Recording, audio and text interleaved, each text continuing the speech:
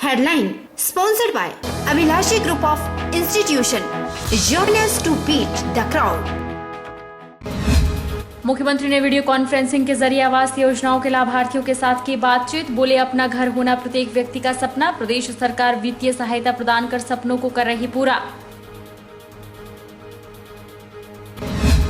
प्रवेश द्वार खुलने से सीमांतवर्ती क्षेत्रों में बढ़ती नजर आ रही समस्याएं। नूरपुर के कंडवाल बैरियर पर पर्यटकों की शिनाख्त के चलते पुलिस के छूट रहे पसीने। पंजीकरण की चेकिंग के दौरान वाहनों की लगी लंबी लंबी कतारें। बिलासपुर में कम संख्या वाले स्कूल किए जाएंगे मर्ज। शिमला निदेशालय को भेजी जाएगी स्कूलों की रिपोर्ट। कम बच्चों की संख्या वाले स्कूलों में विभाग को हो रहा नुकसान। और सोलन जिला में कोरोना के एक साथ आए 33 नए मामले, मचा हड़कंप। WHO की रिपोर्ट के अनुसार हवा में फैल रहा है कोरोना वायरस, सभी को मास्क का प्रयोग करने की हिदायत। नमस्कार, आप देख रहे हैं HP 24x7। मैं हूं जनीशा। प्रदेश सरकार ने गत 2.5 वर्षों के दौरान विभिन्न योजनाओं के अंतर्गत राज्य में 10,000 घरों का निर्माण किया है। ये बात मुख्यमंत्री जयराम ठाकुर ने वीडियो कॉन्फ्रेंसिंग के माध्यम से विभिन्न आवास योजनाओं के लाभार्थियों के साथ बातचीत करते हुए कही। मुख्यमंत्री ने कहा कि हिमाचल प्रदेश देश का एकमात्र ऐसा राज्य है जहां प्रत्येक लाभार्थी को घर निर्माण के लिए 1,50,000 रुपए प्रदान किए जा रहे हैं। मुख्यमंत्री जयराम ठाकुर ने कहा कि प्रदेश सरकार द्वारा राज्य के शहरी और ग्रामीण क्षेत्रों के जरूरतमंद और गरीब लोगों की सुविधा के लिए विभिन्न योजनाओं के तहत 100,000 नए घर बनाने का लक्ष्य निर्धारित किया गया है। उन्होंने कहा कि गत वित्त वर्ष के दौरान इन योजनाओं के अंतर्गत आने वाले लाभार्थियों की तुलना में यह लक्ष्य लगभग 2 गुना है। सरकार ने इन योजनाओं के तहत लाभार्थियों को अपना घर बनाने के लिए मनरेगा के अंतर्गत 95 दिन काम करने की अनुमति प्रदान की है। मुख्यमंत्री ने कहा कि पूर्व में मुख्यमंत्री आवास योजना के अंतर्गत केवल सामान्य श्रेणी के BPL परिवारों को ही घर बनाने के लिए वित्तीय सहायता प्रदान की जा रही थी, लेकिन वर्ष 2018 और 19 में वर्तमान सरकार ने सभी श्रेणियों के परिवारों को वित्तीय सहायता प्रदान करने का निर्णय लिया है। उन्होंने कहा कि सरकार लाभार्थियों को अन्य सुविधाएं उपलब्ध करवाने के साथ साथ मुफ्त बिजली और पानी के कनेक्शन भी प्रदान कर रही है। एक मकान के निर्माण के लिए 1.5 लाख रुपए देते हैं, लेकिन उसके साथ साथ में हमने इस बात को भी हमने सुनिश्चित किया है कि उसमें हम मनरेगा के अंतर्गत भी आपको मदद करने की कोशिश करते हैं। 95 दिन मनरेगा के अंतर्गत भी उसमें जो आप काम कर सकते हैं। अपना ही मकान बनाने में 95 दिन आप उसमें लगा करके उसको ठीक प्रकार से बनाने में सहयोग कर सकते हैं। और इसी तरह से मुझे इस बात की भी प्रसन्नता है कि पिछले 2.5 साल जब से हिमाचल प्रदेश में हमारी सरकार बनी है, इस 2.5 साल के कार्यकाल में हमने हिमाचल प्रदेश में 10,000 से ज्यादा मकान बनाए हैं गरीब आदमी के लिए, गरीब लोगों के लिए। हमने अब की बार यह तय किया कि हिमाचल एक ऐसा प्रदेश है जहां सबके पास मकान है। भले जैसे मैंने कहा कि गरीब आदमी के पास छोटा मकान होता हो, लेकिन उसके बाद हमने तय किया कि इसको और ज्यादा बढ़ाना चाहिए। ये लोग हमारे पास कागज लेकर के, एप्लीकेशन लेकर के पहुंचे, ये जरूरी नहीं है हम ही उनके पास पहुंच करके उनको बोले कि आप मकान बनाइए, हम आपकी मदद करेंगे। उपमंडल पद्धर में मुख्यमंत्री आवास योजना के तहत लाभान्वित हुए लोगों के साथ मुख्यमंत्री ने वीडियो कॉन्फ्रेंसिंग के माध्यम से बात की। मुख्यमंत्री जयराम ठाकुर ने कहा कि व्यक्ति चाहे गरीब हो अमीर हो, सबका सपना होता है कि हमारा एक घर हो और अपने परिवार के साथ आराम से रह सके। वही सपने को साकार करने की दृष्टि से हर आदमी हर संभव प्रयास करते हैं। जब लाभान्वित हुए लोगों से बात की गई तो उन्होंने प्रदेश सरकार का आभार जताया। नागो देवी ने भी नम आंखों से कहा कि वे जयराम सरकार के आभारी हैं जिन्होंने उन्हें योजना के तहत मकान के 2 कमरे बनाकर दिए। मेरा घर जो है बरसात में ढह गया था और जिसके लिए मुझे वेलफेयर की तहत से जो है मकान के लिए 1,30,000 रुपए का अनुदान मिला, जिसके लिए मैं सरकार और केंद्र सरकार का जिन्होंने इस योजना को शुरू किया उनका बहुत बहुत आभारी हूँ। मैं बरसात में अपने चारपाई के ऊपर कंबल और रजाई के ऊपर तरपाल रख के बच्चों को सुलाया करता था और खुद सोता था। तो इसके लिए मैं सरकार का और ब्लॉक के अधिकारियों का, वेलफेयर के अधिकारियों का और ग्राम पंचायत के अधिकारियों का जिन्होंने मेरी सहायता की, उनका और मुख्यमंत्री जी का बहुत बहुत आभारी हूँ। और मेरे पास कोई भी नहीं है, मैं बहुत बेसहारी हूँ और मेरे जो है 3 बच्चे हैं और मैं उनका पालन पोषण बहुत मुश्किल से कर रही थी। उसके बाद मेरा एक घर का कमरा था, उसमें अंदर पानी आता था, बाहर पानी आता था, क्योंकि मैंने सपने में भी नहीं सोचा था कि मैंने घर बनाना है।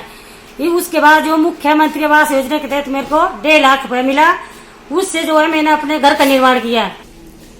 और गया तो 1,30,000 का जो तो राशि मिल चुकी है। और बहुत बहुत धन्यवाद मुख्यमंत्री का, जिसने जो हमारे को भगवान की दया से दे दिए पैसे। प्रदेश के भारत तिब्बत सीमा दुमती में आईटीबीपी की 50 वाहिनी और महा रेजिमेंट आर्मी के जवानों से मंडी संसदीय क्षेत्र के सांसद रामस्वरूप शर्मा मिले और जवानों का मनोबल बढ़ाया। इस दौरान सांसद ने जवानों से बातचीत की और वास्तविक स्थिति के बारे में जानकारी के साथ जवानों की समस्याएं भी सुनी। जवानों की टेलीफोन टावर लगाने की मांग को भी उन्होंने प्रधानमंत्री और रक्षा मंत्री के समक्ष रखने का आश्वासन दिया। तिब्बत सीमा पुलिस के और 50वीं वाहिनी के जवानों के साथ और 18वीं महा रेजिमेंट के वीर जवानों के साथ मन में इच्छा थी मेरी मिलने की, मैं कि वहाँ जाऊँ, क्योंकि मैं तो इस पार्लियामेंट का सांसद के नाते भी मेरा दायित्व बनता है कि उनसे जाकर सीमा पर जाकर मिलूं।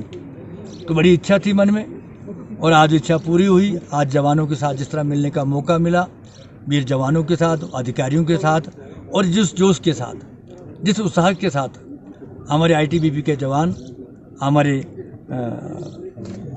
महार रेजिमेंट के वीर जवान जिस तरह सीमा पर डटे हैं, उनके चेहरे पर खुशी है। और बिल्कुल जिसे कहते हैं कि देश की रक्षा करने की जो मन में एक उत्साह वातावरण बना रहता है, वो वातावरण मुझे देखने को मिला, इसलिए मुझे प्रसन्नता हुई। जिला किन्नौर में सांसद रामस्वरूप शर्मा ने किन्नौर में कोरोना से जारी जंग में प्रशासन द्वारा किए जा रहे कार्यों की समीक्षा बैठक की। बैठक में जिला के विभिन्न विभागों के आलाधिकारी उपस्थित रहे। सांसद रामस्वरूप शर्मा को जिले में हो रही हर गतिविधियों के बारे में जानकारी दी गई। बैठक के बाद पत्रकारों से रूबरू होते हुए सांसद ने बताया कि सीमा क्षेत्र से सटे किन्नौर में प्रशासन ने भी कोरोना की लड़ाई में कोई कसर नहीं छोड़ी है। जिस तरह जानकारी मुझे मिली और मैं जो आज इस बैठक को लेकर मन को तसल्ली हुई कि जहां पूरी देश भर में हमारे प्रांत के मुख्यमंत्री जयराम ठाकुर जी की प्रशंसा हुई है, माननीय प्रधानमंत्री जी ने, माननीय गृह मंत्री जी उनकी पीठ थपथपाई है या आपने बहुत अच्छी व्यवस्था अपने प्रदेश में कोरोना महामारी से निपटने के लिए कर रखी है। आज उसका ट्रेलर मुझे आज देखने को मिला कि किन्नौर जिला ने कितनी अच्छी व्यवस्था की थी, मतलब जहाँ कोई ऐसी कमी ना छोड़ी थी। हमारी पुलिस का हो, हमारे डॉक्टर साहब हो, हमारे स्वच्छता कर्मचारी, हमारे स्वास्थ्य कर्मचारी, सबने जो मिलकर अच्छी भूमिका निभाई है, आज उसका दर्शन यहाँ हुआ है। प्रदेश सरकार द्वारा पर्यटकों के लिए प्रवेश द्वार खुलने से सीमावर्ती क्षेत्रों में समस्याएं बढ़ती नजर आ रही है। पठानकोट के साथ सटे कटवाल बैरियर पर पर्यटकों की शिनाख्त के चलते पुलिस के पसीने छूट रहे हैं। आलम यह है कि एक एक गाड़ी के प्रदेश में दाखिल होने के अनुमति पंजीकरण की चेकिंग के दौरान वाहनों की लंबी लंबी कतारें दिख रही है। आजकल जो है ज़्यादातर टूरिस्टों के आने पर ध्यान दिया जा रहा है। जो भी बाहर टूरिस्ट आते हैं उनका जो है कम से कम 5 दिन का जो होटल में किसी बुकिंग होनी चाहिए और 72 घंटे पहले उनका जो है कोविड टेस्ट का रिपोर्ट उनके साथ होनी चाहिए, तभी उनको एंट्री दी जाती है। बाकी जो लोकल लोग हैं उनकी भी रजिस्ट्रेशन करवा के जो है उनको भेजा जा रहा है। छात्र अभिभावक मंच ने निजी स्कूलों की मनमानी और प्रदेश सरकार के केवल ट्यूशन फीस लेने के आदेश की अवहेलना के खिलाफ निदेशक उच्चतर शिक्षा और प्रारंभिक शिक्षा के कार्यालय के बाहर जोरदार प्रदर्शन किया। प्रदर्शन के दौरान मंच का एक प्रतिनिधिमंडल उच्चतर शिक्षा के संयुक्त शिक्षा निदेशक प्रमोद चौहान से मिला और उन्हें ज्ञापन सौंपा। मंच ने प्रदेश सरकार से केवल ट्यूशन फीस वसूली के आदेश को लागू करने और सभी तरह के चार्जेस पर रोक लगाने की मांग की है। मंच ने मांग की है कि सभी स्कूल अपनी फीस बुकलेट जारी करें। तो हम यही मांग कर रहे हैं कि जो निर्णय लिया गया सरकार के द्वारा कि सारी तरह के जो चार्जेस हैं उनको खत्म कर दिया जाना चाहिए और केवल ट्यूशन फीस वसूली जानी चाहिए। पिछली बार जब हम आए थे तो एक पूरा होमवर्क करके हमने लाया था और पूरे जो दस्तावेज इनको सौंपे थे 41-42 तरह की रसीदें इनको हमने सौंपी थी और ये कार्रवाई की हमने मांग की थी और आप ही लोगों ने इस चीज़ को रिपोर्ट किया था कि बाद में 7 स्कूलों पर जो कार्रवाई शुरू हुई केवल 7 स्कूलों पर, जिसमें बहुत सारे स्कूल छूट गए, एडवर्ड का स्कूल उसमें शामिल नहीं हुआ, उसमें तारा हॉल शामिल नहीं हुआ, उसमें चैप्सली स्कूल शामिल नहीं हुआ, उसमें सेक्रेड हार्ट नहीं हुआ। शिमला शहर के अंदर अनेकों और स्कूल हैं जिनके नाम जो उसमें शामिल नहीं किए गए, लेकिन जिन 7 स्कूलों की इंस्पेक्शन भी हुई, आज तक उसकी रिपोर्ट को सार्वजनिक नहीं किया है शिक्षा विभाग ने। वक्त तो चला है छोटे से ब्रेक का, ब्रेक के उस पार फौरन लौटेंगे।